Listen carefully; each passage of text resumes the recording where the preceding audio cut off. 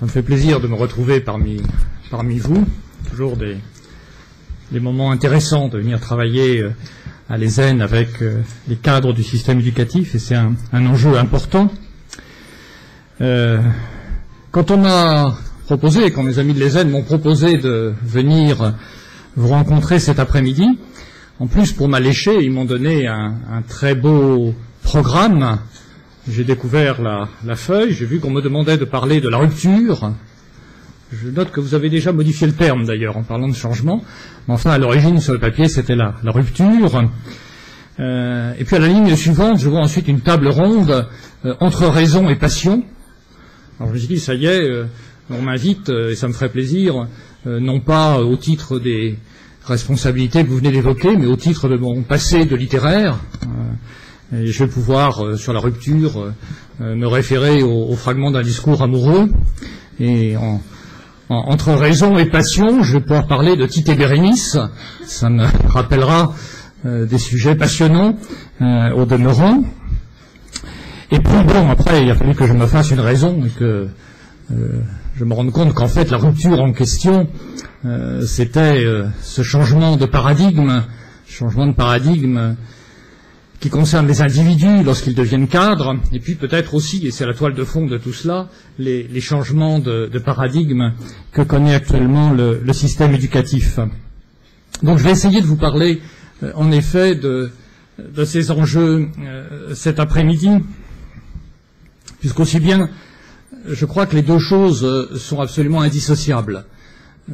On ne peut réfléchir sur ce que cela signifie devenir un cadre du système éducatif en cette période, que si on réfléchit en même temps à la façon dont évolue le système éducatif, dont se transforment les cultures qui sont les nôtres, dont se cherchent de nouveaux modes de pilotage de l'éducation nationale.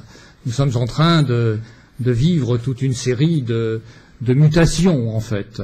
Les vieilles cultures qui étaient les nôtres sont peu à peu transformées sous l'effet d'interpellations diverses, dont je vais avoir l'occasion de parler dans quelques instants. Et donc, il ne s'agit pas simplement pour des enseignants de devenir inspecteurs, ou de devenir d'ailleurs chef d'établissement, ou cadre administratif, etc. Il ne s'agit pas simplement de passer du monde de l'enseignement au monde du management, comme on dit quelquefois maintenant dans les circulaires officielles, mais il s'agit aussi de passer de logiques anciennes à des logiques nouvelles, avec tous les enjeux que cela représente, et qui sont, je voudrais essayer de le suggérer aujourd'hui, éminemment complexes. Et du coup, devenir un cadre du système éducatif, c'est en effet connaître, tenter d'assumer un certain nombre de mutations. Et on hésite toujours d'ailleurs sur la manière de présenter les choses. On peut avoir la tentation d'insister sur tout ce qu'il y a de nouveau par rapport aux cultures professionnelles antérieures, au point en effet de suggérer à tous les collègues qui deviennent chefs d'établissement ou qui deviennent inspecteurs qu'on leur demande quasiment de renier leur culture ancienne pour accéder à l'état nouveau de papillon administratif. Donc il faut se débarrasser de la chenille antérieure.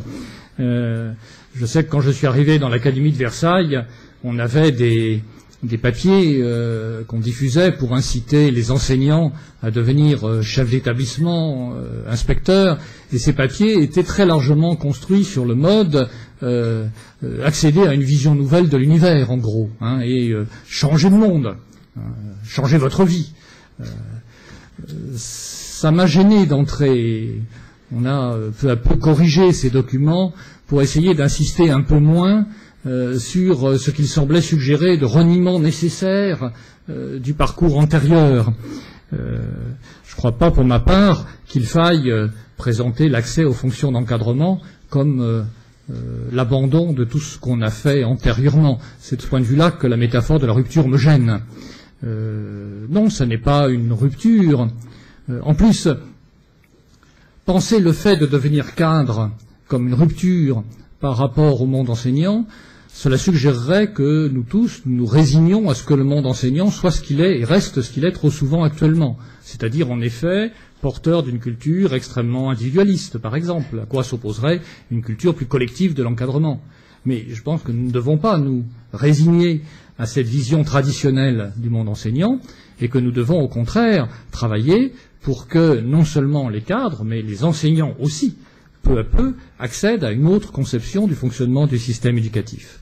Et donc, la métaphore de la rupture, pour toutes ces raisons, me gêne un peu, et j'aimerais mieux réfléchir dans une logique différente, qui est au fond la suivante: comment gérer des évolutions individuelles dans un système qui lui-même est actuellement en évolution accélérée. Au fond, dans la rupture, ce qui me semble un petit peu gênant, c'est qu'elle participe d'une sorte de mécanique des solides, alors qu'il nous faut une mécanique des fluides. Il ne s'agit pas de passer d'un système ancien stabilisé à un système nouveau stabilisé sur d'autres bases. Il s'agit de gérer les évolutions d'un itinéraire personnel dans un ensemble qui lui-même est en évolution permanente. Il s'agit de construire une navigation individuelle sur les eaux d'un fleuve qui avance, qui est traversé de courants, de contre-courants, voire à certaines époques de l'actualité, qui connaît des tourbillons, des Niagara, des écueils, etc., etc.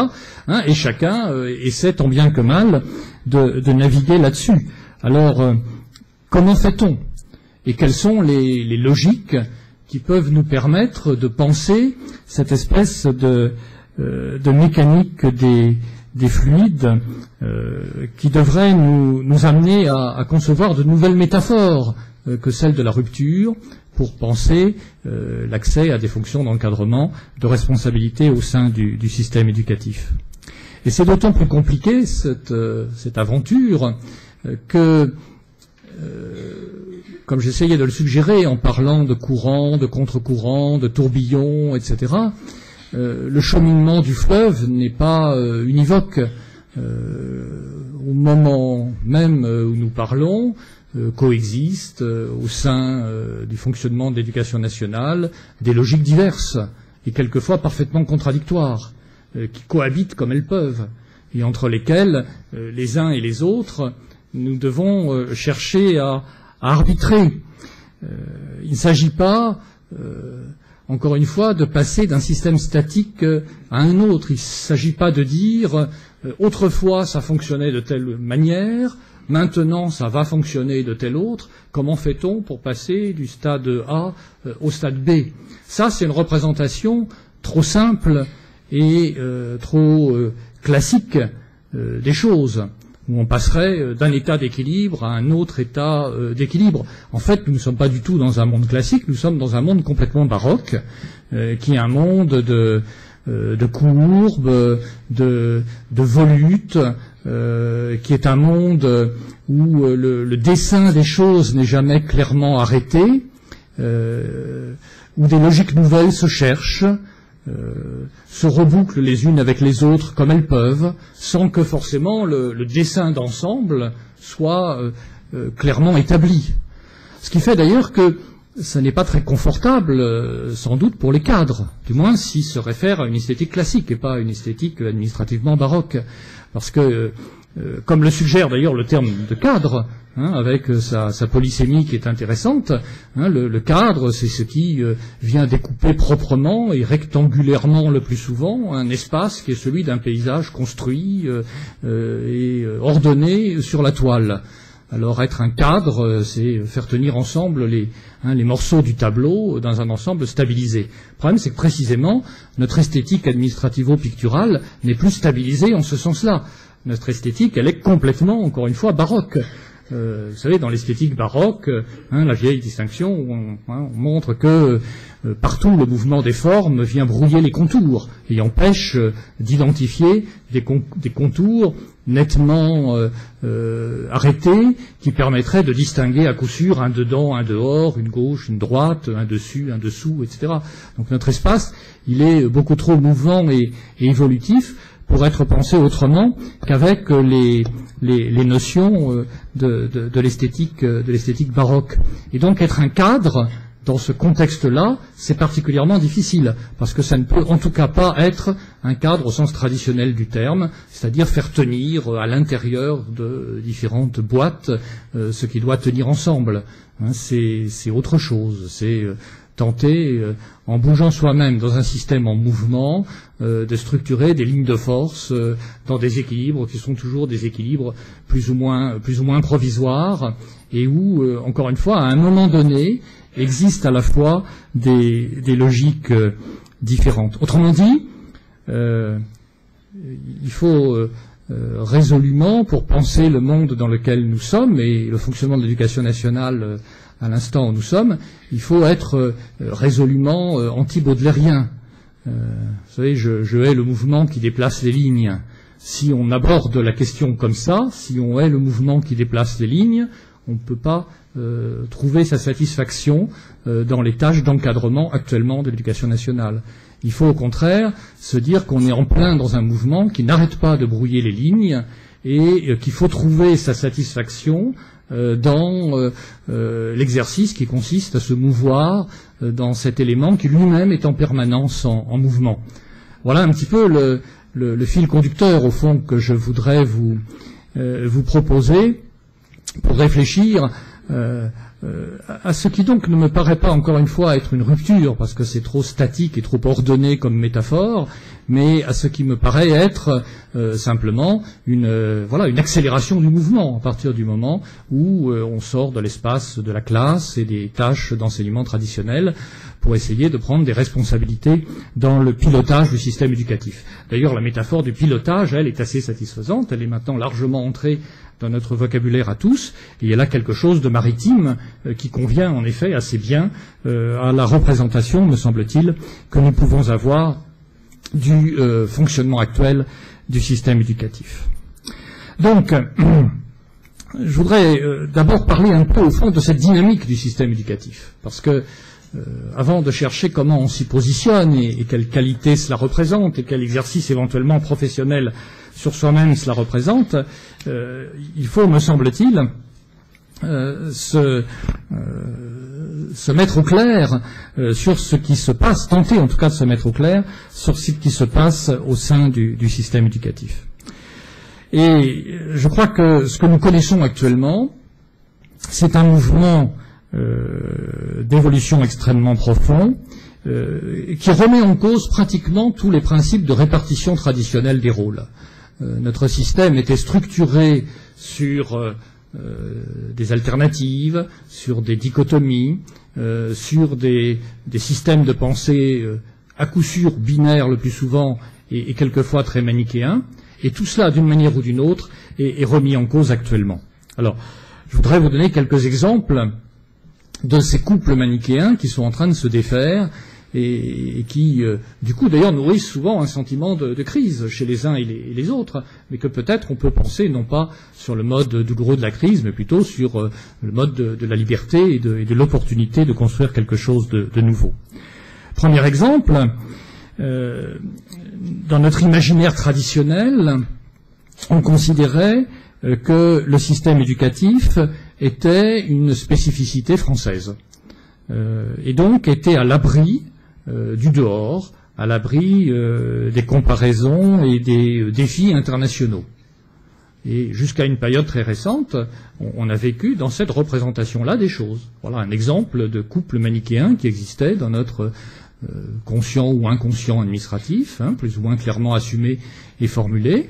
Quand on parle d'éducation, contrairement quand on parle d'économie, quand on parle de géopolitique, etc., il est clair qu'il faut prendre en compte la dimension internationale. Mais jusqu'à une période récente, on considérait qu'au nom du principe de subsidiarité, quand on parlait d'éducation, c'était uniquement le problème de la France, c'était uniquement le problème d'un État, et qu'on n'avait pas besoin de regarder ce qui se passait ailleurs.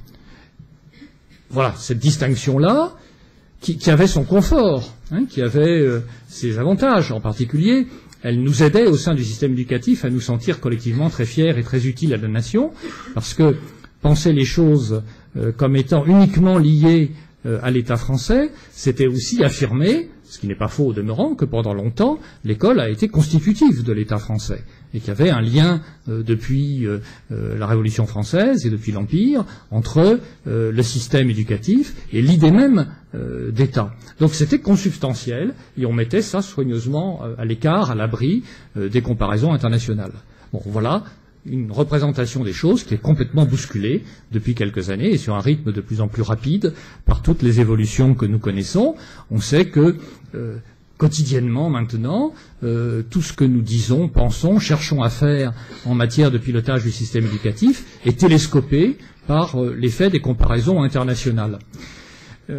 Alors on peut dire comme ça en théorie, de façon générale, mais il faut prendre quelques exemples précis pour mesurer les retournements de pensée, par exemple, que ça implique et les ébranlements de certitude que ça génère.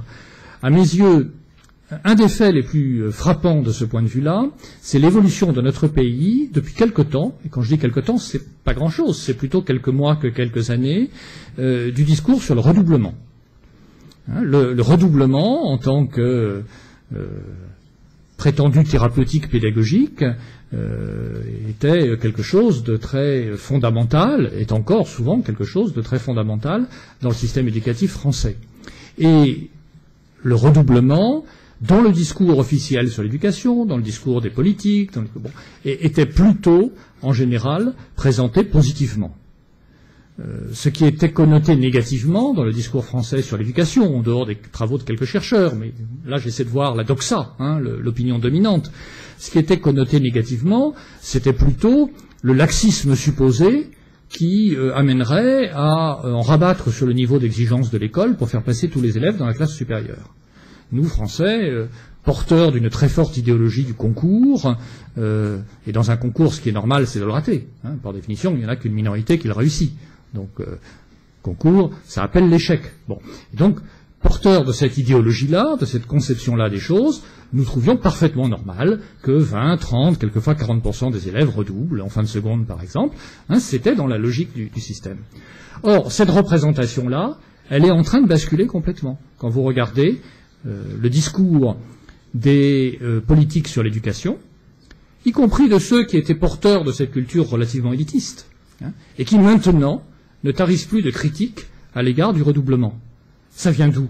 Ça vient, pour une très large part, des comparaisons internationales, toutes les études sur les pays comparables aux nôtres et qui montrent que les pays qui ont les meilleurs résultats en matière d'éducation sont aussi ceux qui pratiquent le moins le redoublement, c'est quand même un peu troublant. Et puis d'autre part, mais ça n'est pas sans lien non plus avec les comparaisons internationales, ça vient évidemment de la prise de conscience que le coût du redoublement est considérable. Et que sur le plan économique, quand on cherche à réfléchir à l'efficience du système éducatif, le redoublement représente un gâchis absolument considérable dont un certain nombre de pays font l'économie mieux que nous. Donc à la fois sous l'effet des comparaisons internationales et sous l'effet d'une prise de conscience des réalités économiques, voilà un système de pensée qui est en train de bouger complètement et qui renverse la doxa sur le redoublement, quand on analyse le discours public sur l'éducation dans notre pays. Dans le même ordre d'idées, autre représentation constitutive du système éducatif qui est en train de vaciller complètement aujourd'hui, ce qui montre là encore que les systèmes statiques ne fonctionnent plus.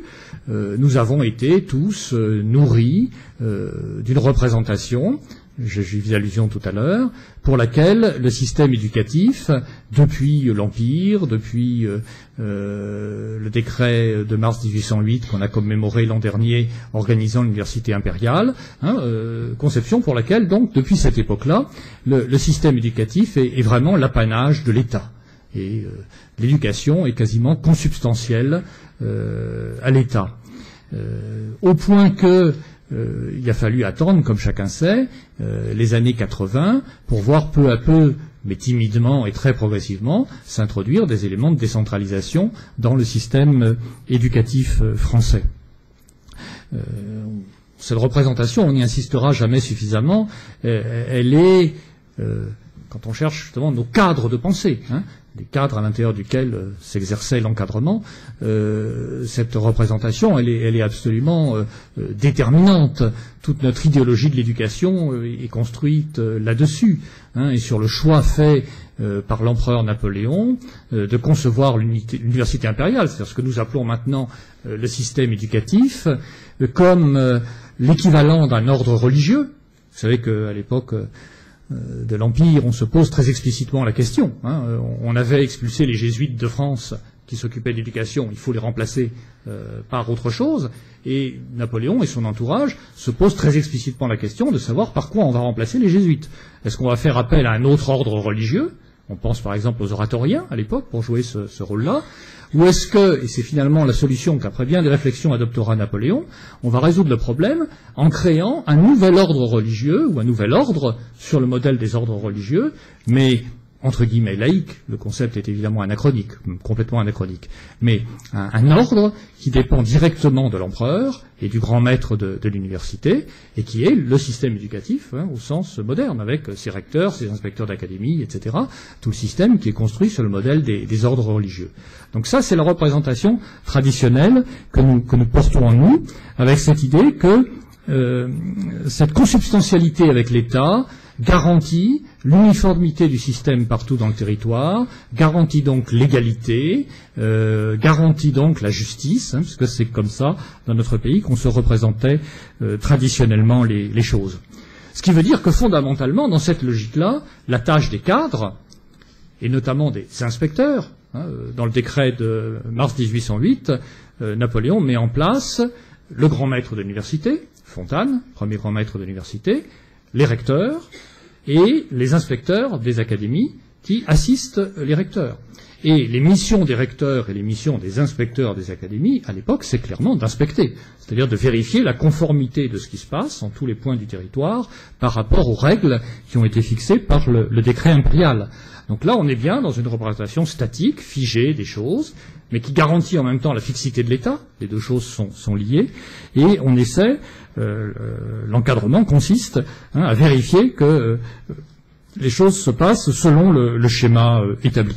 On voit bien que cette représentation-là, également, est de plus en plus mise en cause. Elle a commencé à l'être à partir des années 80 avec la montée en puissance des collectivités territoriales. Je vous passe, vous les connaissez comme moi, les étapes successives de la décentralisation. Et avec la loi d'août 2004, cette étape nouvelle qui a consisté à confier aux collectivités, avec la responsabilité des personnels TOS, un champ d'action qui ne concerne plus simplement les investissements et les budgets de fonctionnement, mais qui commence également à concerner les personnels. Bon, et vous connaissez le rôle des collectivités dans le financement de l'enseignement supérieur. On voit bien que la question de la place des collectivités territoriales dans l'effort public d'éducation continuera à évoluer dans notre pays, et que de plus en plus, l'État, qui restera peut-être un acteur essentiel de l'éducation, ne sera plus qu'un acteur parmi d'autres, avec la nécessité de construire aux différents niveaux du territoire des tours de table, des réunions de compétences pour gérer le système. On est très loin du modèle napoléonien, de fait, même si on n'en a pas encore tiré toutes les conséquences. Ça, ça veut dire évidemment que les fonctions des personnels d'encadrement dans cet exercice changent complètement de nature. Ça n'est pas du tout la même chose d'être inspecteur de ce qui se passe dans les académies au nom du grand maître de l'université, ou d'être dans un système de plus en plus décentralisé, l'interlocuteur non plus d'un seul maître, mais de plusieurs maîtres, et notamment des collectivités territoriales. Vous savez à quel point la fonction de chef d'établissement a évolué à partir des lois de décentralisation et à partir du moment où les chefs d'établissement ont eu à discuter non seulement avec leur hiérarchie administrative, l'éducation nationale, mais aussi avec les régions ou avec les conseils généraux. Donc là aussi, voilà un élément de représentation traditionnelle, un élément de cadrage traditionnel qui vacille, mais qui vacille non pas pour passer franchement dans une autre logique. On n'y est pas encore dans cette autre logique, qui vacille pour ouvrir une période de tourbillon, une période de dynamique, où quelque chose d'autre se cherche sans qu'on soit encore rendu au bout du processus, sans peut-être d'ailleurs que personne actuellement maîtrise exactement la nature du processus en question. On est dans un système en fait en évolution constante, et on tente d'accompagner cette évolution plus qu'on ne la dirige, souvent. Donc, tout cela modifie complètement la nature de nos tâches et le cadre de l'exercice. Je fais référence aux collectivités, aux différents niveaux de collectivité, et à l'articulation État-collectivité. Mais même à l'intérieur des niveaux de collectivité, vous voyez bien comment, là aussi, les choses évoluent, et comment les représentations traditionnelles, qui fixait, avec un esprit de géométrie lui aussi très français, pour chaque échelon du territoire, un niveau de rattachement du système éducatif, comment tout cela est remis en cause. Le système aux municipalités, l'école primaire, aux départements, les collèges, aux régions, les lycées, et à l'État, l'université, tout cela est en train d'être également complètement déstabilisé, complètement remis en cause. Je ne fais même pas allusion aux réflexions et aux débats qui ont eu lieu à l'époque de la commission Balladur récemment pour savoir s'il fallait revenir sur les responsabilités des régions et des conseillers généraux en matière de tutelle des collèges et des lycées, les uns souhaitant donner l'ensemble au département et les autres l'ensemble aux régions. Tout ça, ça peut se débattre longuement. Mais même sans tenir compte de ça, voyez par exemple pour le premier degré à quel point le modèle traditionnel, qui est pourtant lui aussi constitutif de notre identité, notre culture nationale, avec le lien de l'école primaire et de la commune, comment ce modèle bat de l'aile, avec les interrogations inévitables mais difficiles à mener à bien sur les établissements publics du premier degré, sur le lien de l'école primaire avec l'intercommunalité qui s'affirme de plus en plus comme l'échelon opérationnel. Et toutes ces questions-là viennent également déstabiliser l'architecture traditionnelle. De la même façon, d'ailleurs, les régions, voire les conseils généraux, vont maintenant de plus en plus très au-delà de leurs compétences théoriques en matière de décentralisation, et par exemple interviennent de façon très puissante dans le domaine de l'enseignement supérieur, ce qui change également fortement la donne à beaucoup d'endroits par rapport à la répartition traditionnelle des choses. Ça bouge. Tout ça bouge, et tout ça fait problème forcément pour tous ceux qui pilotent le système, parce que piloter dans un élément instable, ça n'est pas la même chose que de piloter dans un élément stable. Ce qu'on peut tenter de faire, c'est anticiper sur les perspectives d'évolution. Mais là, on prend des risques. Chacun peut tenter de se faire une idée du cours probable du fleuve, de manière à tenter de mieux maîtriser sa propre navigation. Mais on peut se tromper, et on n'est pas à l'abri de contre-courants plus ou moins occasionnels.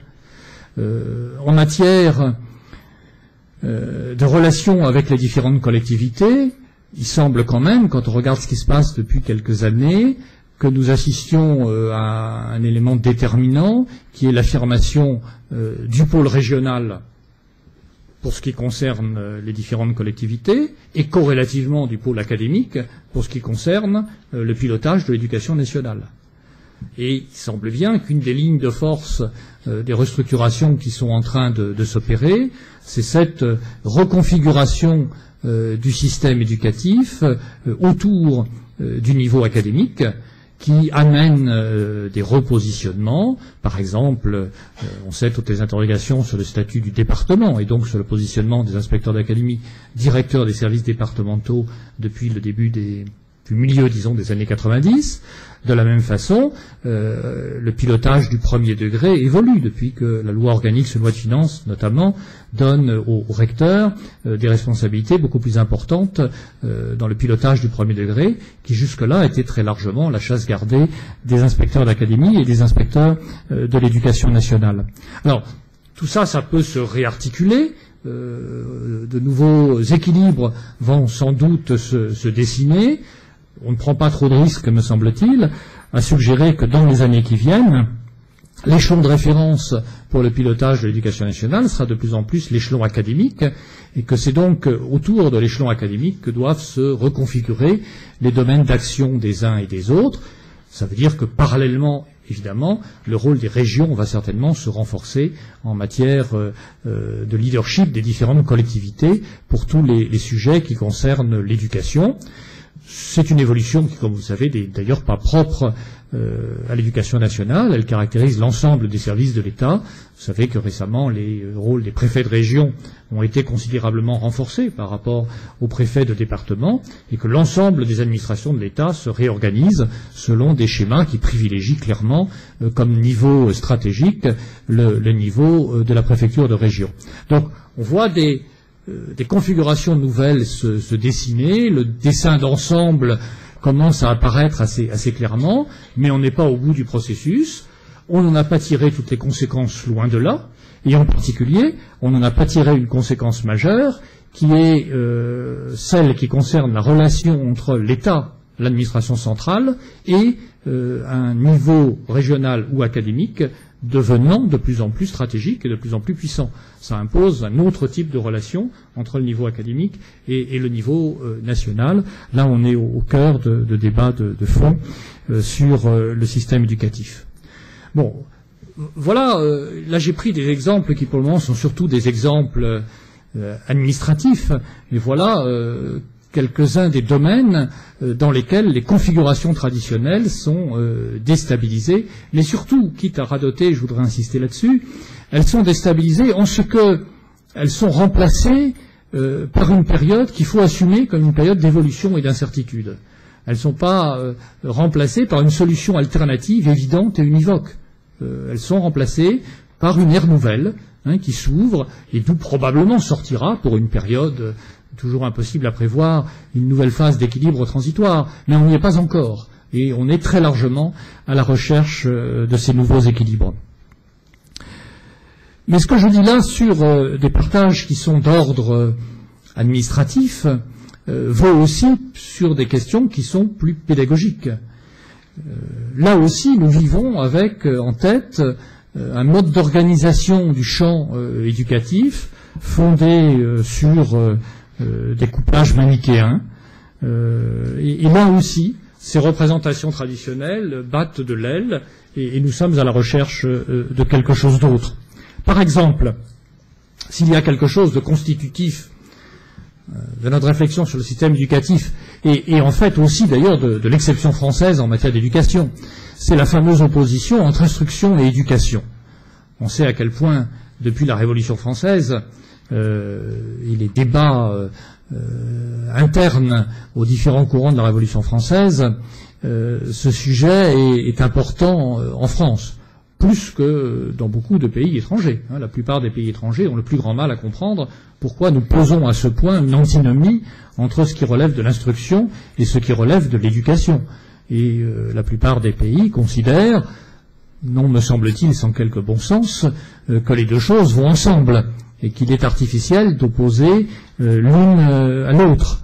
N'empêche qu'on sait bien, dans le système éducatif français, à quel point la notion d'instruction est distinguée de celle d'éducation, à quel point toute une culture pendant des décennies, sinon des siècles, a tendu à présenter l'instruction comme le noyau dur au point que longtemps notre ministère fut un ministère de l'instruction publique et non pas, comme vous savez, un ministère de l'éducation nationale.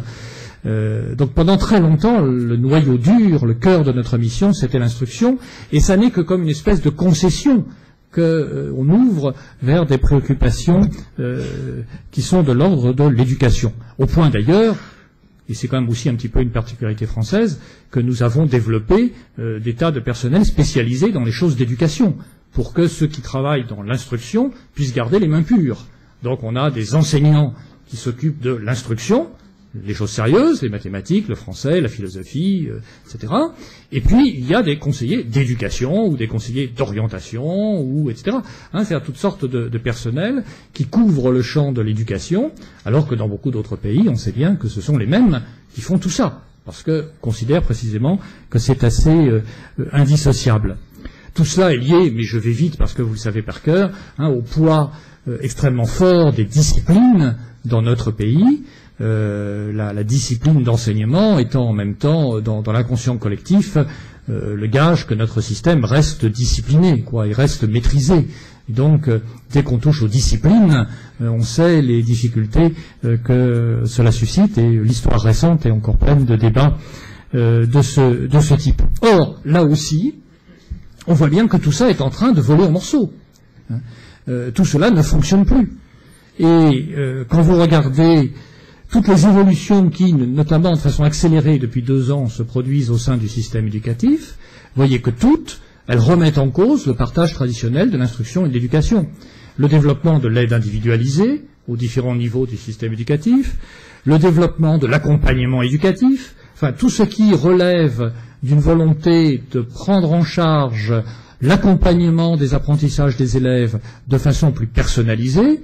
Tout ça, évidemment, suppose de la part des enseignants, des acteurs, un positionnement qui est à la fois de l'ordre de l'instruction et de l'éducation. On ne peut pas aborder l'accompagnement éducatif, on ne peut pas aborder l'aide individualisée à l'école primaire, si on est dans un cloisonnement entre l'enseignement des disciplines et les démarches éducatives. Donc, on voit monter en puissance au sein du système éducatif des dispositifs qui sont probablement ce qui bouge le plus actuellement dans le système, qui retravaillent les manichéismes traditionnels et qui obligent à penser les choses autrement. De même, autre partage constitutif, et là je crois que pour des cadres c'est tout à fait essentiel, autre partage constitutif, c'était bien connu du système éducatif, dans son ordre classique, la séparation, la dichotomie entre l'ordre administratif et l'ordre pédagogique, avec tout ce qui en porte la marque, classiquement la double ligne hiérarchique, celle qui passe par le chef d'établissement versus celle qui passe par les corps d'inspection, la notation administrative versus la notation pédagogique, un système que certains défendent encore, de double légitimité concurrente et, dans l'esprit de certains, quasiment incompatible. Malgré tous les discours que nous tenons depuis un certain nombre d'années sur les responsabilités pédagogiques des chefs d'établissement, vous savez à quel point encore, dans les commissions paritaires, certaines organisations syndicales montent au créneau si un chef d'établissement formule dans son appréciation quelque chose qui a un peu trop l'air d'empiéter sur le terrain du pédagogique, et qui n'est pas administratif au sens étroit. Ça va de l'établissement jusqu'au ministère, puisque dans notre ministère, nous avons la chance d'avoir 2 inspections générales. Une inspection générale de l'éducation nationale, portant la ligne pédagogique, une inspection générale de l'administration de l'éducation nationale, portant la ligne administrative. Et quand, avec Luc Ferry, en 2003, nous avions entrepris de rapprocher les deux pour ne faire qu'une inspection générale, d'aucuns nous ont fait comprendre que nous étions en train d'ébranler les colonnes du temple et que on pouvait faire beaucoup de choses, mais ça, sûrement pas. Et d'ailleurs, on n'y a pas réussi, en effet. Et on a toujours la chance d'avoir toujours 2 inspections générales. C'est tout un symbole. Mais voilà, on voit bien comment on est là sur une représentation des choses, sur une dichotomie qui structurait traditionnellement et la représentation du système éducatif et le positionnement des cadres, parce que du coup chacun se référait à ces 2 lignes-là. Or là, évidemment, ça ne marche plus. Ça ne marche plus. Dans la vie réelle, dans le pilotage d'un établissement, dans le pilotage d'une académie, on fait en permanence, dès lors qu'on a des responsabilités, quelque chose qui est tout à la fois de l'ordre du pédagogique et de l'administratif, et la distinction entre les deux est absolument intenable. Et là aussi, tous les nouveaux dispositifs qui se mettent en place, les stages de vacances, l'accompagnement éducatif, etc. Tout ça met en branle une machinerie administrative, au demeurant relativement complexe, et des activités et des choix pédagogiques. Et il faut bien, quand on travaille là-dessus, être conscient des deux à la fois, sinon on ne peut pas travailler de façon efficace. Tout ceci, d'ailleurs, devrait appeler une clarification des concepts. Je suis frappé quand on débat sur le système éducatif avec les organisations syndicales, avec les partenaires extérieurs, par le flou qui règne quand on utilise des termes comme pédagogique, par exemple. De quoi parle-t-on?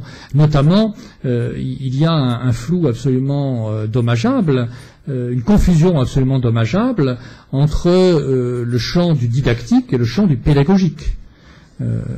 Les enseignants, par exemple, qui récusent le rôle pédagogique du chef d'établissement entendent souvent par là qu'ils ne veulent pas que leur chef d'établissement vienne se mêler de leur donner des conseils sur la façon d'enseigner les mathématiques ou la philosophie. Mais la plupart des chefs d'établissement n'ont aucune ambition de faire ça. Et d'ailleurs, ils ne sont pas forcément compétents pour le faire. Le problème n'est pas là. Ça, c'est l'ordre didactique qui, effectivement, appelle certains outils d'analyse, certaines compétences spécifiques. Et il est important que les corps d'inspection, et notamment les IPR de discipline, continuent à porter cette culture didactique-là. Mais quand on parle de la responsabilité pédagogique du chef d'établissement, on parle d'autre chose. On parle de l'évaluation, on parle de l'organisation des groupes d'élèves, on parle des politiques d'orientation, on parle de toutes sortes de sujets qui ne sont pas du domaine de cette didactique disciplinaire. Autrement dit, les représentations classiques manichéennes ne fonctionnent plus, et il faut qu'on invente de nouveaux cadres de pensée et de nouveaux concepts pour tenter d'y voir un petit peu clair dans la complexité actuelle des choses, sachant que l'éducatif, le didactique, le pédagogique, ça ne sera jamais plus des domaines opposés et étanches les uns aux autres, comme l'était autrefois l'administratif et le pédagogique, ce sera tout au plus des regards complémentaires sur une même réalité complexe que les uns et les autres, nous devons tenter d'embrasser d'un même regard. Autre exemple, toujours sur le plan de l'organisation pédagogique au sens large, autre exemple de système de représentation traditionnel qui marche de moins en moins, ou qui structure de moins en moins notre action aux uns et aux autres. Au fur et à mesure que la massification du système éducatif s'est accentuée, et vous connaissez l'histoire de la période récente, une première grande vague à la fois de démocratisation et de massification dans les années 60, et une seconde grande vague qui, elle, est plutôt une vague de démocratisation, parce que la démographie est moins en expansion à ce moment-là, dans les années 80. Et ça donne deux grands paliers dans le développement du système éducatif, qui nous amène à la situation que nous connaissons actuellement et qui est stable depuis le milieu des années 90, où, de fait, la majorité d'une génération accède jusqu'au niveau du baccalauréat, même si on n'est pas au fameux 80% que programmait la loi de 89. Bon, cette situation, on le sait bien, a remis en question les cadres traditionnels. Mais surtout, elle a accentué une espèce de phénomène d'entropie qui fait que les catégorisations traditionnelles, les distinctions traditionnelles entre des ordres d'enseignement séparés se sont brouillées peu à peu.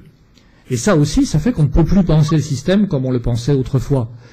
Dans les années 60, on voit, pour porter la démocratisation et la massification du système, se développer les séries technologiques, techniques puis technologiques.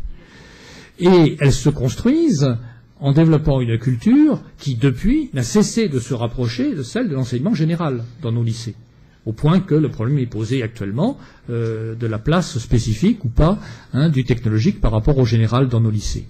Autrement dit, là où il y avait à l'origine des filières de formation en ordre parallèle et avec des spécificités relativement marquées, on a assisté à une espèce de phénomène d'entropie qui fait que les distinctions se brouillent, que les passages de l'un à l'autre se font plus facilement, et que ça ne structure plus comme ça structurait autrefois la représentation du système éducatif et les appartenances professionnelles des uns ou des autres.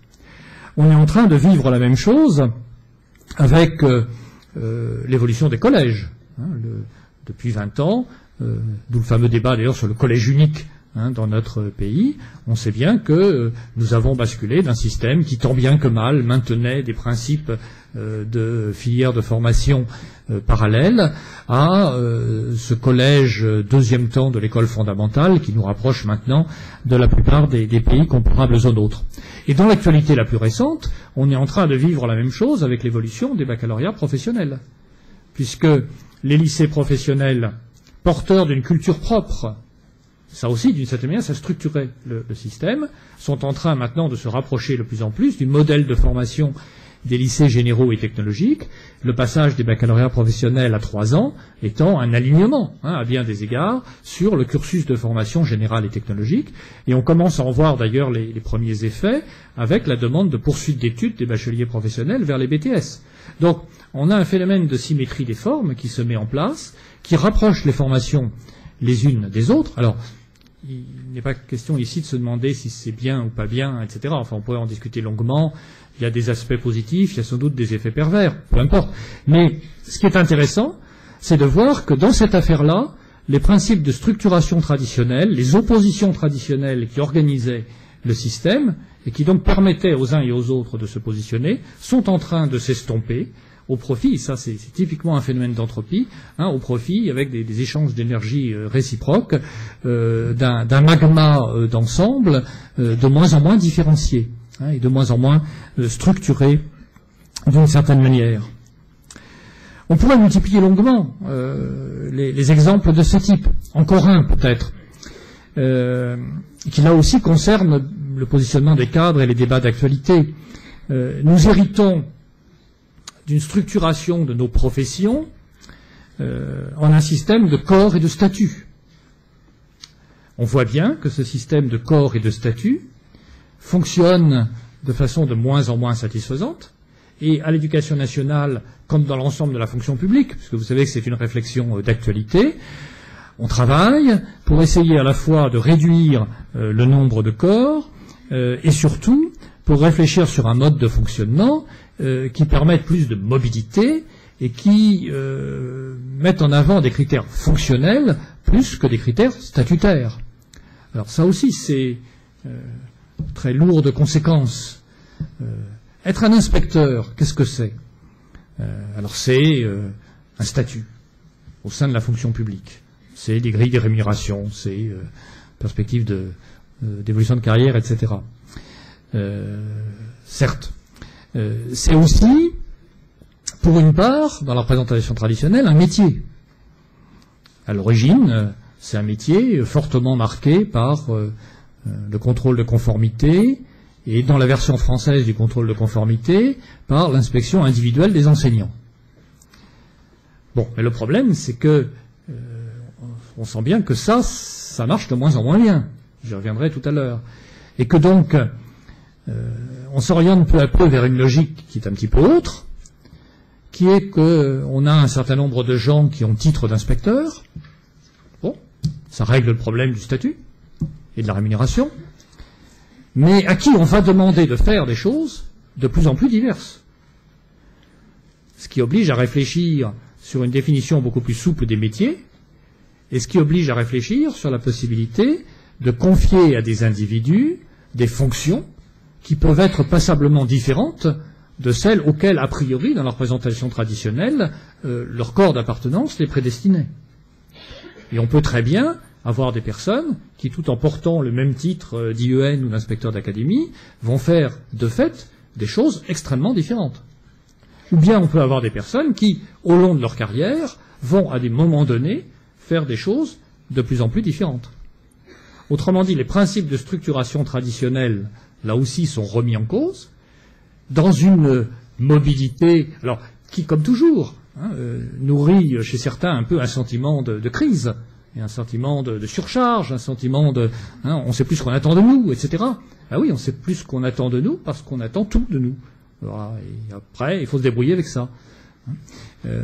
Je vois dans une académie comme la mienne, on a essayé de pousser cette logique relativement loin, parce que pour ma part, j'y suis assez attaché. Et on a par exemple, ce qui est un choix, bâti un organigramme des services du rectorat, qui est un organigramme résolument fonctionnel, c'est-à-dire qu'il n'est pas construit sur la base de l'organisation administrative traditionnelle des services, il n'est pas construit sur la base de relations hiérarchiques, il est construit sur la base du regroupement des différents domaines d'activité autour de 3 grands pôles. Un pôle gestion des moyens et suivi de la performance, en gros. Un pôle gestion des ressources humaines et un pôle aide aux écoles, aux établissements. Et à l'intérieur de chacun de ces pôles, on rencontre aussi bien des services au sens administratif traditionnel que des pôles d'activité animés, par exemple, très souvent par des inspecteurs. Par exemple, là où il y avait autrefois dans l'académie un service statistique, j'ai bâti une délégation académique à la prospective et à l'évaluation des performances, et qui est dirigée par un IPR de l'académie. De la même manière, mais c'est sans doute moins original, tout le pôle carte des formations, relations avec la région, etc., est animé par une DAFPIC, et bien sûr, là on trouve un inspecteur, un IPR d'économie-gestion, à la tête de cette DAFPIC, avec un certain nombre de collègues également IPR ou IEN. Autrement dit, il y a une interpénétration très poussée des différentes fonctions, quels que soient les statuts des personnes qui sont en responsabilité de tel ou tel domaine d'activité, et très clairement, le choix des personnes se fait en fonction de leurs compétences propres et pas en fonction de leur catégorie d'appartenance d'origine. Et on a absolument besoin de cette souplesse si on veut pouvoir aujourd'hui répondre aux défis qui sont ceux d'une réalité éminemment complexe. Et je pourrais multiplier, si vous voulez, les exemples de ce mode de fonctionnement. Par exemple, toujours dans l'académie, chaque fois que nous avons à gérer un sujet un peu complexe, par exemple à accompagner des évolutions fortes du système, l'accompagnement éducatif, la nouvelle organisation de l'école primaire, etc. Nous construisons ce que nous appelons un groupe de travail et d'impulsion pour piloter cela, dans lequel on retrouve à la fois des personnels administratifs du rectorat, des représentants des corps d'inspection, mais aussi des représentants des établissements, chefs d'établissement ou enseignants. Et ces groupes, qui brassent donc un certain nombre de cultures professionnelles, ont pour rôle d'expertiser les sujets, de faire un certain nombre de propositions, de produire éventuellement des outils d'accompagnement pour le pilotage de tout cela. Donc, là où on avait autrefois une organisation relativement rigide et reposant sur une identité sur une répartition des métiers en corrélation avec des corps d'appartenance administrative, on est dans un système beaucoup plus souple, mais qui évidemment peut poser des problèmes de positionnement aux uns et aux autres, puisque le positionnement n'est jamais donné a priori, mais il est en fait à construire à l'épreuve des chantiers sur lesquels on avance. Alors, voilà un petit peu, me semble-t-il, la manière dont évolue le système éducatif, la manière dont un certain nombre de couplages traditionnels sont déstabilisés. Alors évidemment, le passage de l'ordre statique ancien à cette dynamique complexe que nous voyons s'esquisser sous nos yeux appelle de nouveaux modes de pilotage, qui eux-mêmes appelleront d'autres positionnements professionnels. Ce sera évidemment le dernier point de ma présentation. De nouveaux modes de pilotage, bon, on peut appeler ça le management, mais enfin, je sais bien que ça existe maintenant, y compris administrativement dans les circulaires de la direction de l'encadrement. Mais le mot de management, d'abord, il est un peu répulsif pour beaucoup de nos collègues enseignants. Et puis, il fait un peu importation de concepts venus d'ailleurs. Alors que nous avons, me semble-t-il, dans notre culture, largement de quoi réfléchir sur tous ces sujets-là sans forcément avoir besoin d'importer des concepts depuis d'autres univers professionnels. Même si, évidemment, la comparaison, je devrais sans doute dire le benchmarking maintenant, n'est pas complètement inutile sur des sujets comme ceux-là. Donc il y a des évolutions des modes de pilotage qui accompagnent tant bien que mal la déstabilisation du cadre traditionnel, qui tentent d'accompagner la déstabilisation du cadre traditionnel. Alors, est-ce qu'on peut résumer là aussi rapidement ces nouvelles organisations du pilotage du système éducatif? Il me semble que on peut souligner rapidement quelques évolutions déterminantes, et ce que je vais dire ne sera pas d'ailleurs très original. Première évolution, chacun convient, au moins en parole, qu'il faut passer d'une administration verticale et descendante, qui était le modèle traditionnel. Un ministre fait des circulaires, ou un ministre fait des décrets, disons, et ses directeurs font des circulaires et des notes de service, et puis les recteurs glosent tout cela, les inspecteurs d'académie en circulaire d'application, et ça finit par arriver dans les établissements. Chacun est supposé appliquer tout ça, et on est supposé avoir après la satisfaction du devoir accompli. Bon, en théorie, chacun convient que cette conception-là du pilotage du système éducatif ne marche plus, n'est plus adaptée à la complexité des situations, et chacun reconnaît qu'il faut passer à un autre mode de pilotage à proprement parler, régulation, qui suppose qu'on définisse des grands objectifs. Au niveau national, ça veut dire qu'il faut identifier des fonctions régaliennes, qui sont la responsabilité propre de l'État, qui font que le système éducatif reste un système national, un service public national, selon notre revendication traditionnelle. Mais une fois ces grands objectifs nationaux ainsi définis, au moins en principe, on prévoit de laisser une part d'initiative importante aux acteurs, de manière à ce que, au niveau de la mise en œuvre, ils aient des espaces suffisants de réaction et d'adaptation à la complexité des enjeux.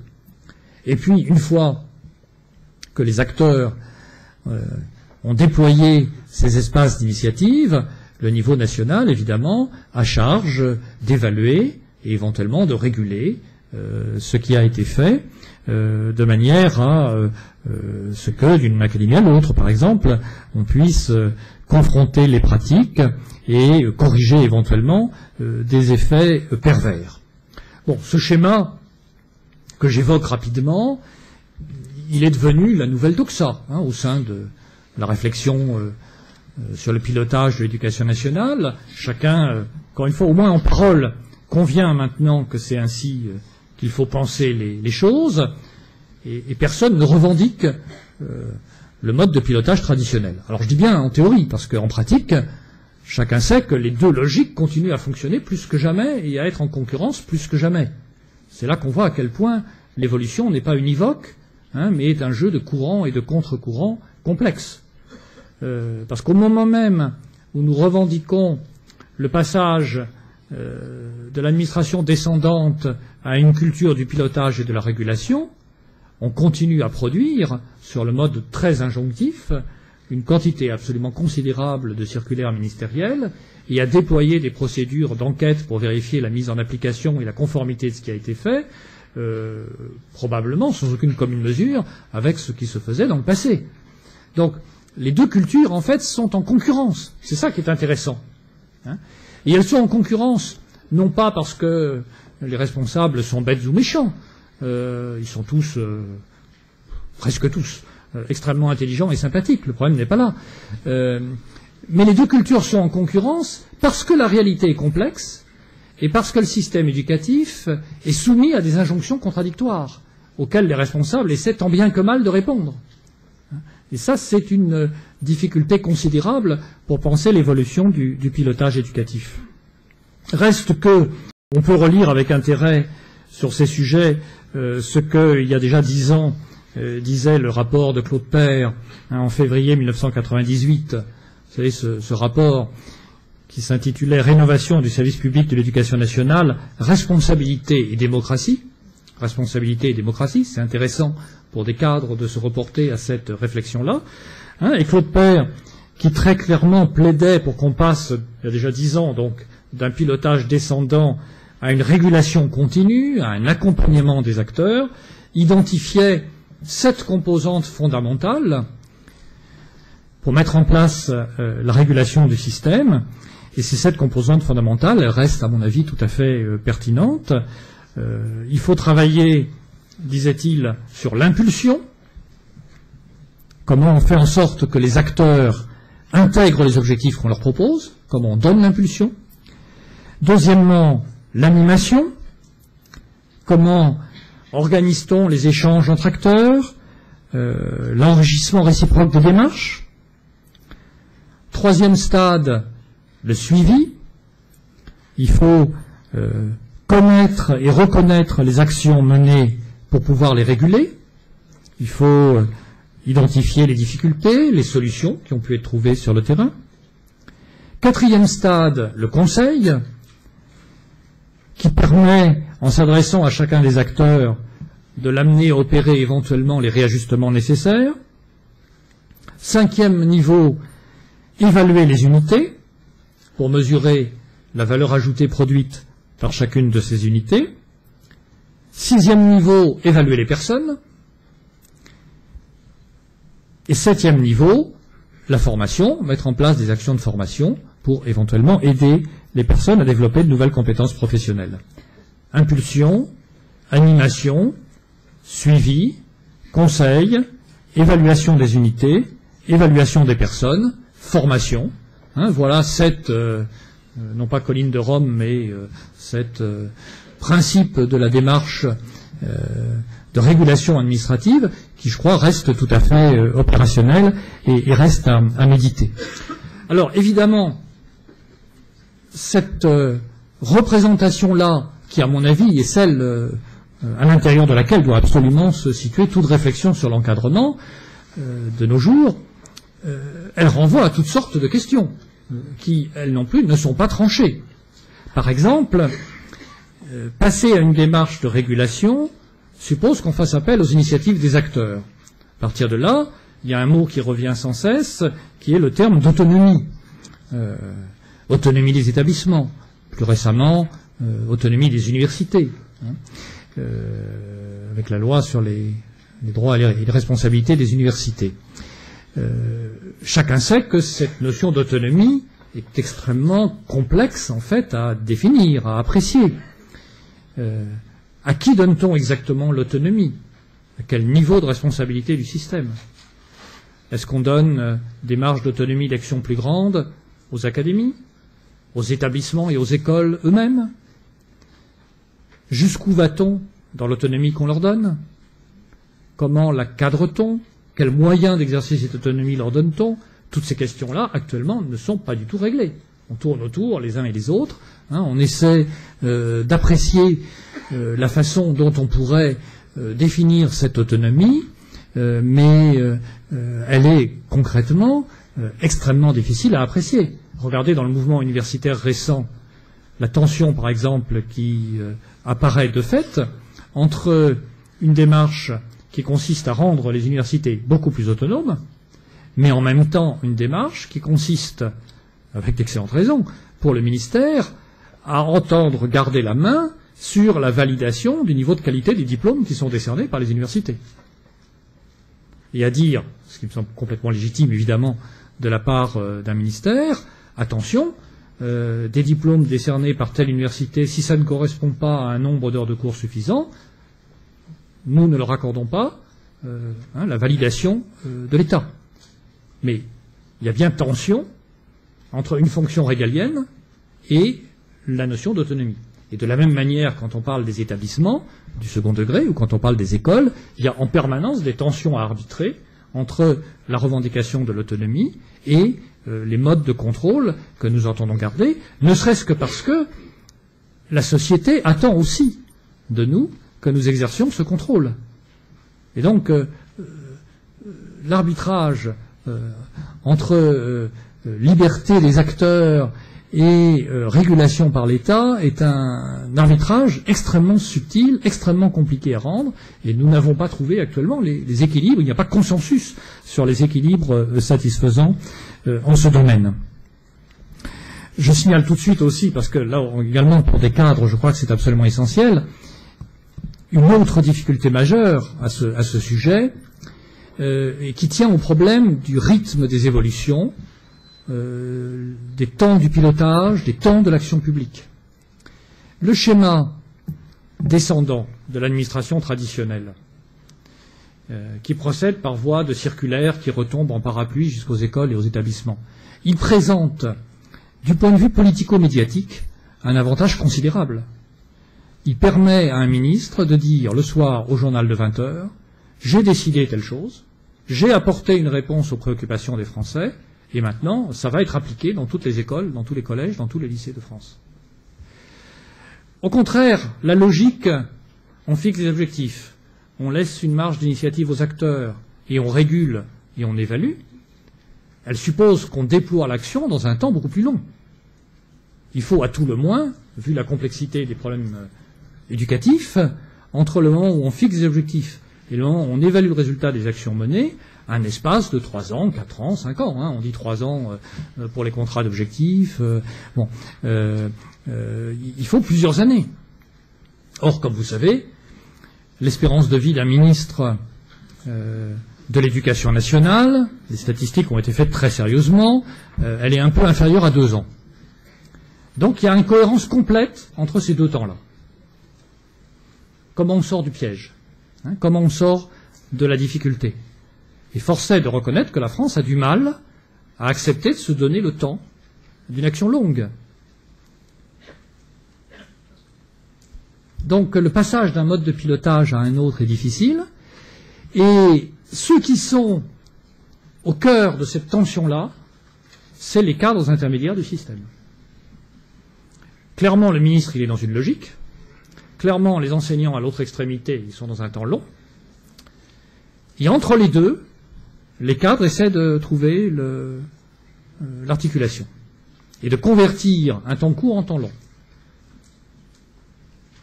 Ce qui est un beau sujet dont on pourra discuter tout à l'heure si vous le souhaitez. Donc, 2 modes de pilotage, 2 cultures de pilotage, une évolution dont le sens, me semble-t-il, est très clair, mais non sans difficulté, non sans tension, non sans contradiction, qu'il n'est pas évident actuellement d'arbitrer. Deuxième grande ligne d'évolution qui caractérise le système qui est en train de s'organiser, c'est qu'à mon avis, la représentation de l'architecture du système éducatif est en train de se modifier complètement. Et ça apparaît de plus en plus nettement avec une accélération des choses sous l'impulsion des réformes universitaires récentes et des comparaisons internationales. En gros, notre représentation du système éducatif, et d'ailleurs les termes que nous utilisons en portent la marque, c'était, avec l'héritage du passé, enseignement primaire, enseignement secondaire, enseignement supérieur. Cette représentation-là est devenue inopérante. Et la véritable architecture fonctionnelle du système éducatif, mais là aussi pour l'encadrement qui continue à être recruté statutairement sur les anciennes logiques, ça pose problème. La nouvelle architecture fonctionnelle, c'est l'école de base, comme dans tous les pays comparables aux nôtres, le socle commun de connaissances, etc., c'est-à-dire école primaire et collège. Le deuxième temps, c'est le lycée et le premier cycle de l'enseignement supérieur, Bac-3, Bac+3. Puis le troisième temps, c'est master, doctorat, le moment où les études universitaires prennent appui pleinement sur les logiques de la recherche. Et donc, nous fonctionnons avec une terminologie, avec des structures administratives qui désignent un état du système éducatif qui n'est plus celui qui est actuellement opératoire. Et donc, très largement, nous pédalons à côté du vélo, parce que, voilà, ça n'embraye pas. Il va falloir sortir de cette difficulté-là.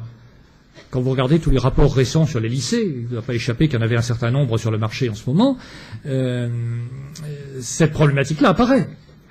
Et elle est soulevée par de nombreux acteurs, à juste titre. Simplement, il faudra en tirer un certain nombre de conséquences, de même qu'il faudra que notre société, et là aussi pour les cadres c'est important, il faudra que notre société assume le fait que les enjeux majeurs qui sont devant nous sont du côté de l'enseignement supérieur. Nous sommes depuis 2 siècles habitués à ce que, dans notre représentation des choses, ce qui est essentiel, c'est l'enseignement scolaire. Y compris budgétairement parlant, c'est là-dessus que notre pays faisait l'effort maximal, aux dépens de son enseignement supérieur. Les choses sont en train de s'inverser complètement depuis quelques années. C'est une donnée majeure, là aussi, pour trouver une nouvelle représentation du système éducatif. Et puis, troisième évolution, alors je vais un peu vite sur des choses très complexes, mais c'est pour garder le temps de tirer quelques conséquences de tout ça sur le positionnement des cadres, la fameuse rupture. Troisième grande évolution, c'est le passage, en gros, d'un pilotage par l'amont à un pilotage par l'aval. Alors, c'est la fameuse question de la performance.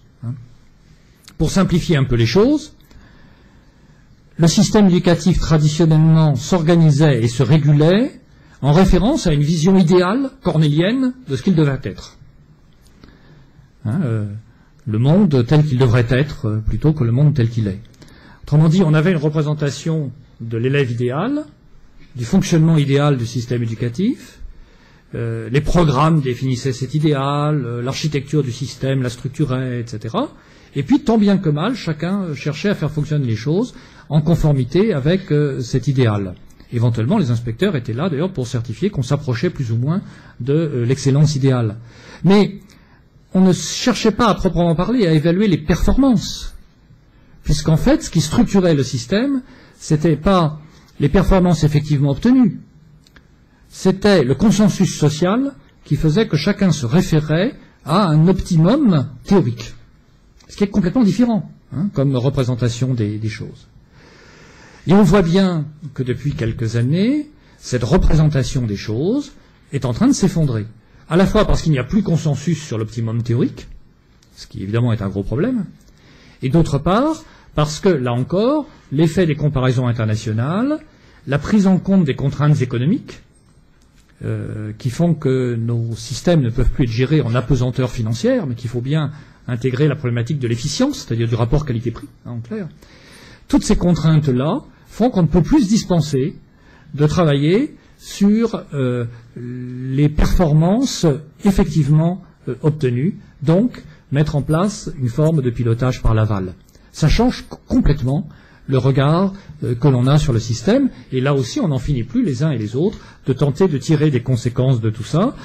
Ça suppose qu'on se donne les systèmes d'indicateurs qui permettent d'évaluer ces performances, et on sait à quel point ces indicateurs sont difficiles à élaborer, parce qu'on est renvoyé à des questions didactiques extrêmement lourdes, extrêmement complexes. Regardez le mal que le ministère a à produire une nouvelle définition du brevet des collèges, à mettre au point les livrets de compétences qui doivent accompagner le socle commun, etc. Et je ne le dis pas ironiquement, enfin je le dis comme reconnaissance du fait que c'est une tâche pour nous tous extrêmement difficile que de bâtir tous ces indicateurs. Mais en tout cas, il faudra bien d'une manière ou d'une autre venir à bout de ce chantier-là, et il faudra bien orienter notre activité vers un système beaucoup plus complexe d'évaluation que le système traditionnel. Et ce système complexe, il est en train d'émerger dans les nouveaux textes en cours de publication, et notamment dans la dernière note de service sur les missions des inspecteurs. On ne peut plus se contenter de l'évaluation traditionnelle des enseignants, on ne peut plus se contenter d'opposer, comme on le faisait souvent ces dernières années, les missions classiques des inspecteurs, expertise disciplinaire, évaluation des enseignants, et puis les missions transversales, comme on disait d'un terme danger-horreur, que les recteurs étaient supposés leur donner, avec la concurrence, là aussi la dichotomie entre la tutelle des recteurs, la tutelle de l'inspection générale. C'était cette structuration, là encore, à mon avis, complètement obsolète du système. On ne peut plus se contenter de ça. Il faut qu'on réarticule tout ça, qu'on recolle ces morceaux, en concevant un ensemble cohérent qui articule évaluation des enseignants, évaluation des enseignements et évaluation des établissements.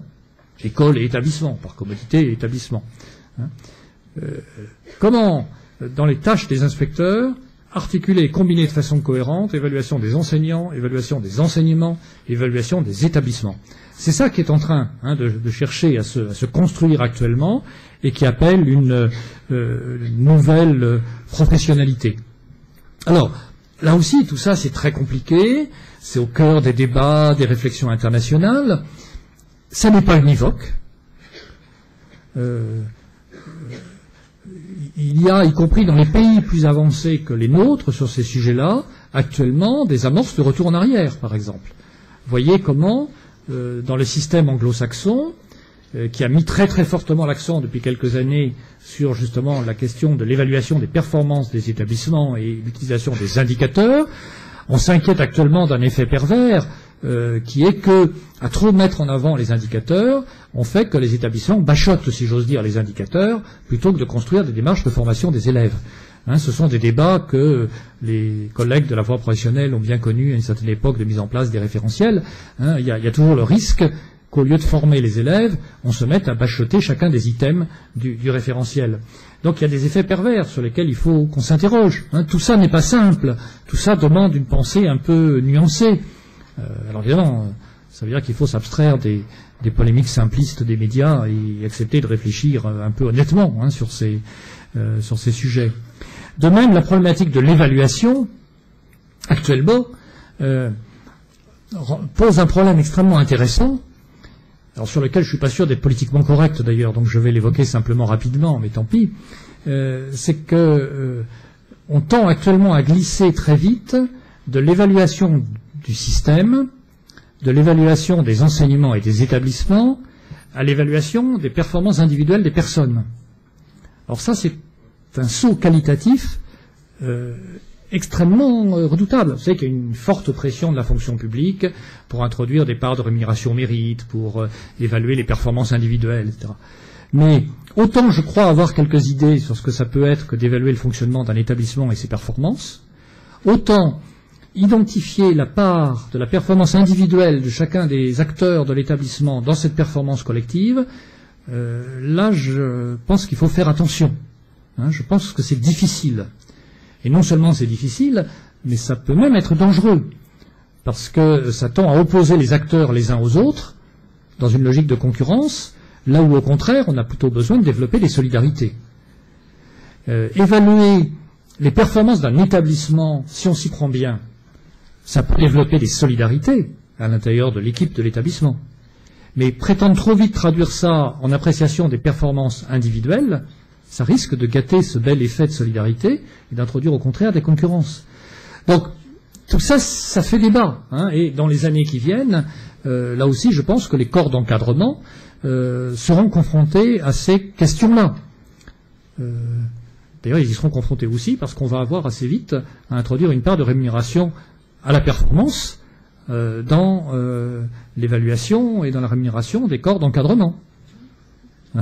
Donc, on aura des travaux pratiques à faire. Et c'est un sujet qui me semble difficile et qui mérite pour le moins la réflexion.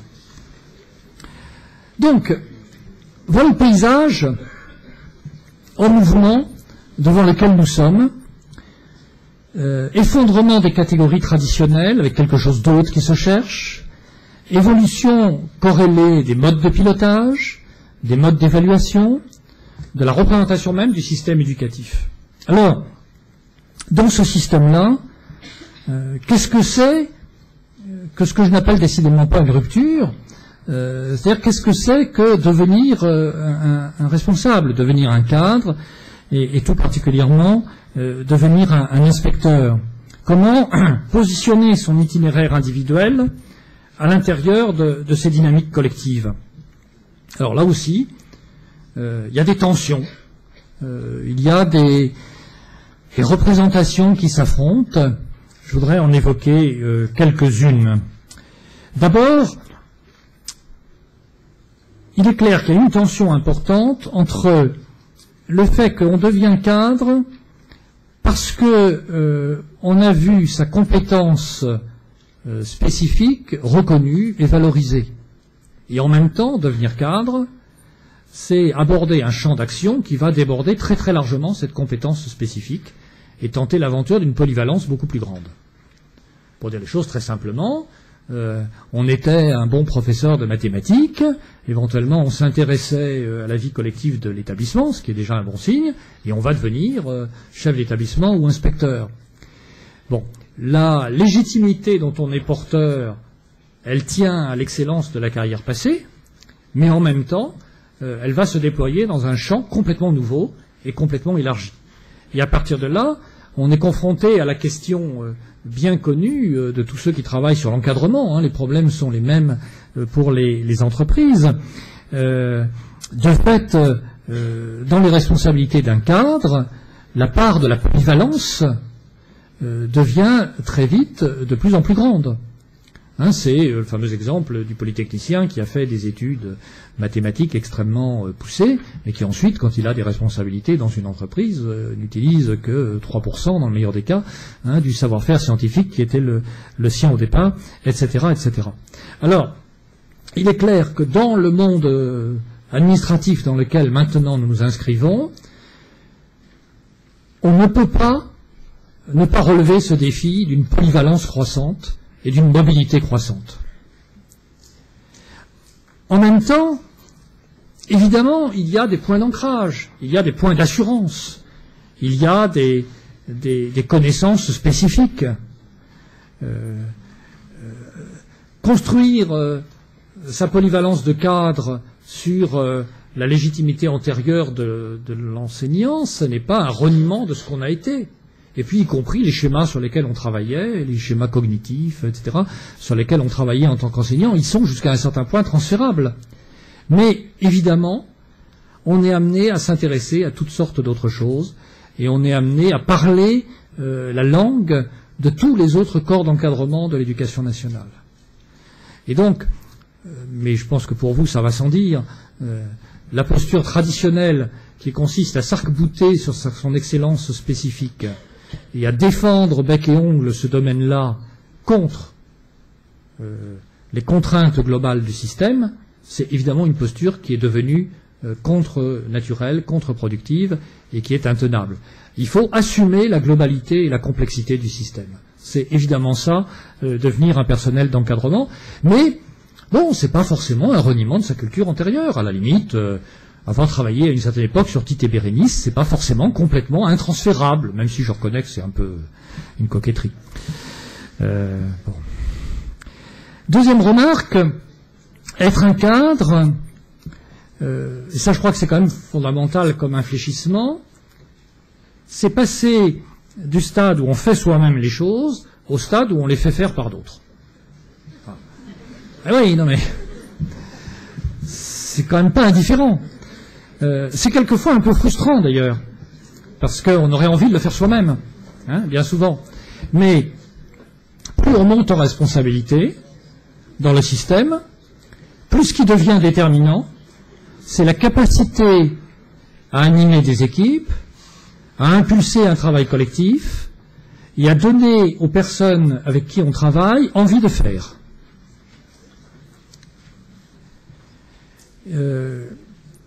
Et donc surtout, il faut résister à l'envie de le faire à leur place, dans bien des cas, ou à l'envie de leur souffler les bonnes solutions, etc.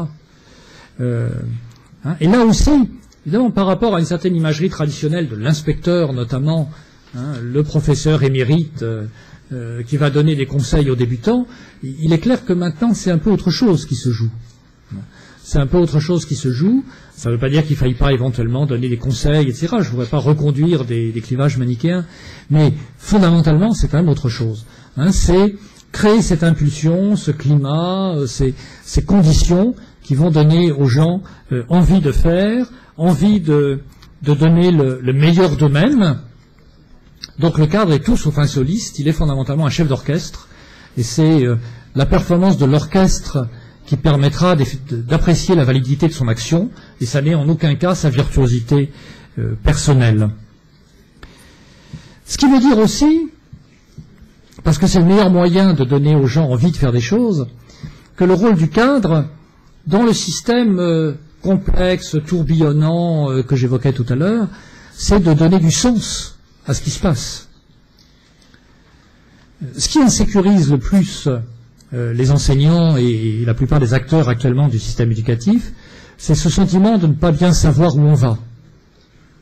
Et c'est d'ailleurs parce qu'on ne sait pas bien où on va que souvent on fantasme et qu'on voit se déployer toutes ces grandes théories du complot, qui sont si à la mode dans la paranoïa contemporaine. Ils nous préparent telle chose, ils font ça pour supprimer les emplois, etc. Tout ce discours paranoïaque qui est si répandu, mais qui en fait est l'expression d'une inquiétude fondamentale qui vient de ce qu'on ne sait pas très bien vers quoi on va. Le rôle du cadre, c'est de tenter, là où on est, de donner du sens aux choses, et donc de construire ce que j'appellerais des niveaux intermédiaires de cohérence, qui seront un cadre rassurant pour toutes les personnes avec qui on travaille. Sur le terrain, on a l'impression souvent d'une complexité extraordinaire des choses. Au niveau des grandes politiques nationales, on a le sentiment de débat et de contraintes souvent vives et préoccupantes. Il faut essayer de construire des espaces intermédiaires de sécurisation dans lesquels le travail des uns et des autres trouve sens. Ça a à voir d'ailleurs avec la problématique de la décentralisation. C'est-à-dire que c'est probablement un des grands débats, mais ça c'est un sujet politique des sociétés contemporaines, politique au meilleur sens du terme bien sûr.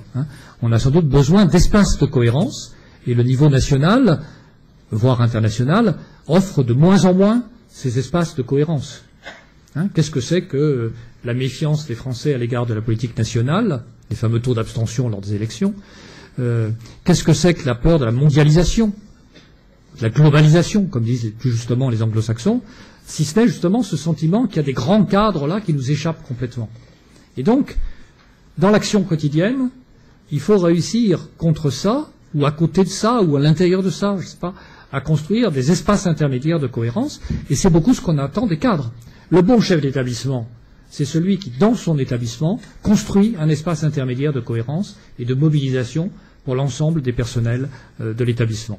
Le bon inspecteur, c'est celui dont le rayonnement fait que, pour un ensemble de personnes, et notamment d'enseignants, il apparaît comme une référence, il apparaît comme le garant d'une cohérence et d'un sens forcément local, mais ça ne fait rien, et ça n'est pas rien, de l'action menée. Il faut donc établir des niveaux intermédiaires de cohérence. Ce qui m'amène à évoquer une autre question qui est un enjeu majeur pour les cadres, premier rang desquels les inspecteurs, c'est la question, je dirais, de la loyauté. Sujet difficile. On vous l'a dit sans doute quand vous êtes présenté au concours, on insiste là-dessus, en formation, on attend d'un cadre qu'il soit loyal.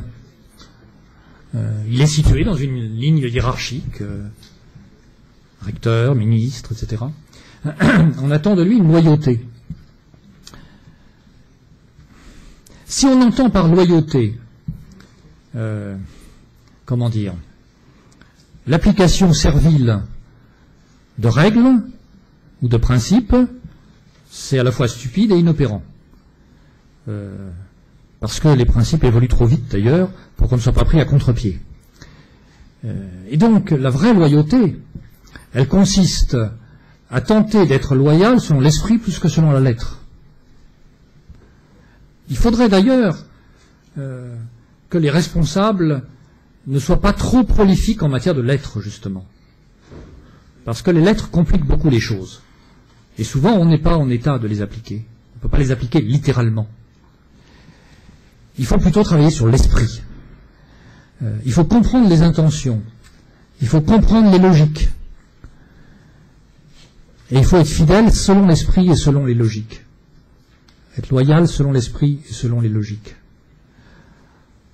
Alors, jusqu'où peut-on prendre des libertés?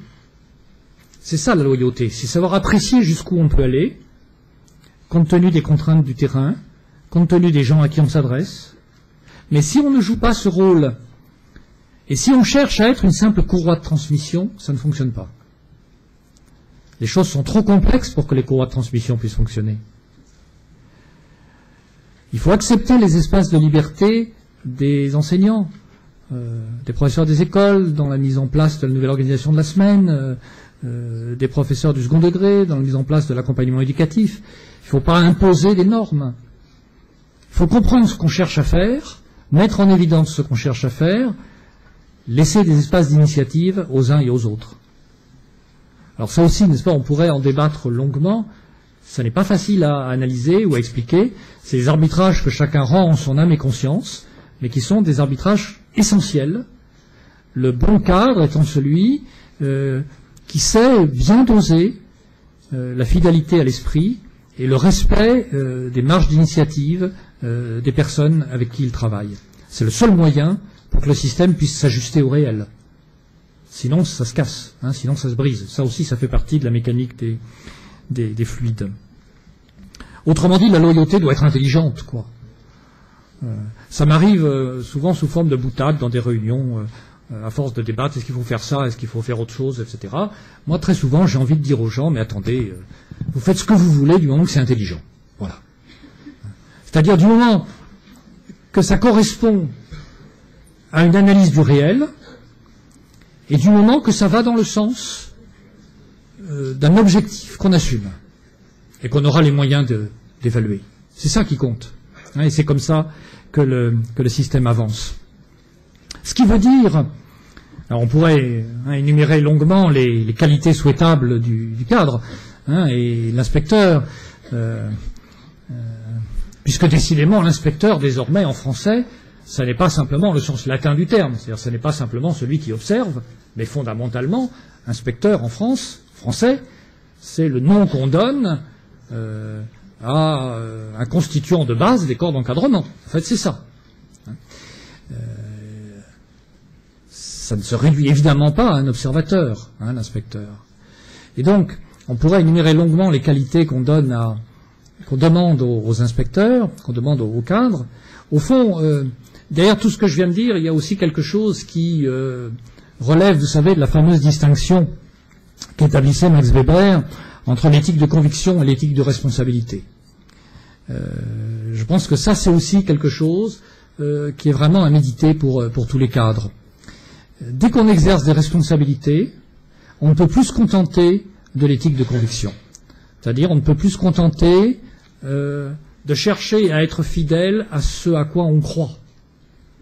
On est obligé d'intégrer la perspective de l'éthique de responsabilité, c'est-à-dire apprécier, mesurer l'efficacité de ce qu'on fait en prenant comme critère les effets que ça produira. On rejoint ce que je disais tout à l'heure sur le pilotage par l'amont versus le pilotage par l'aval. Ce qui compte, c'est pas de se référer à tel ou tel grand principe. C'est pas inutile d'avoir des principes et d'avoir des valeurs, mais ça ne suffit pas. Hein, et c'est d'ailleurs une des choses qui pollue beaucoup le débat sur l'éducation, ça, c'est-à-dire la facilité avec laquelle, dans le champ du débat sur l'éducation en France, beaucoup de gens revendiquent en permanence les grands principes ou s'inquiètent de ce que les grands principes sont compromis, etc. Mais pour des cadres, ce qui compte et ce qui relève de l'éthique de responsabilité, in fine, c'est beaucoup plus pragmatique, c'est les effets produits par les types de fonctionnement qu'on met en place.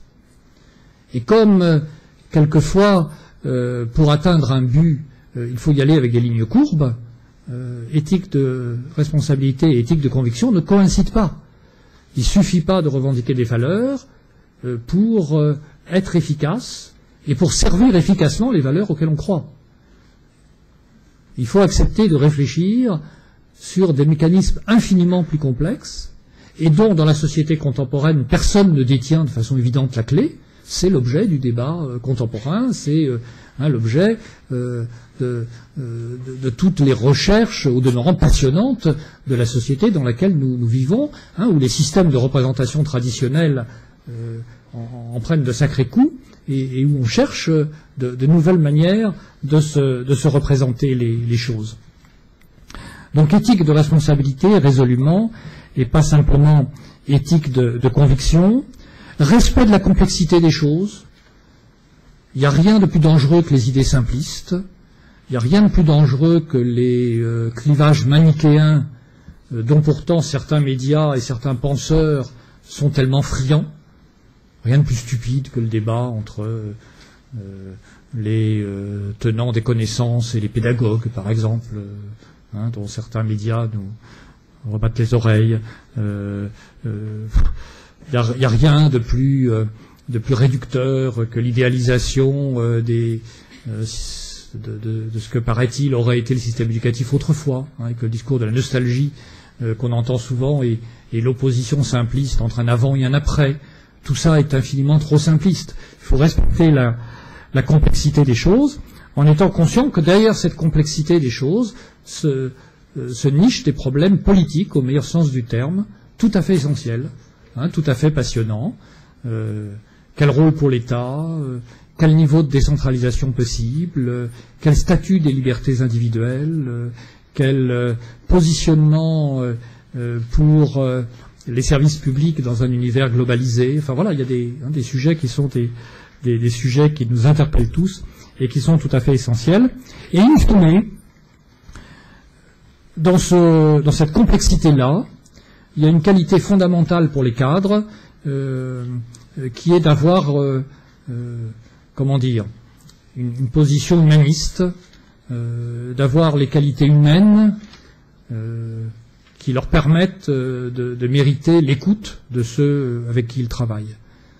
In fine, même s'il y a des problèmes techniques dans tout ça, ça n'est pas un problème technique. C'est un problème très largement aussi de qualité humaine, de capacité à entendre les autres, de capacité d'écoute.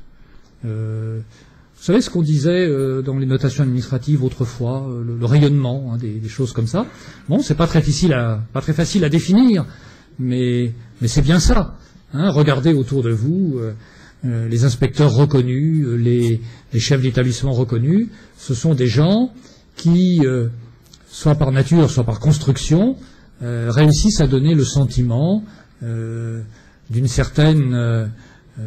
attitude un peu positive à l'égard des autres, d'une attitude un peu confiante, qui donne envie de jeter un regard positif et non pas un regard aigri sur le fonctionnement du système.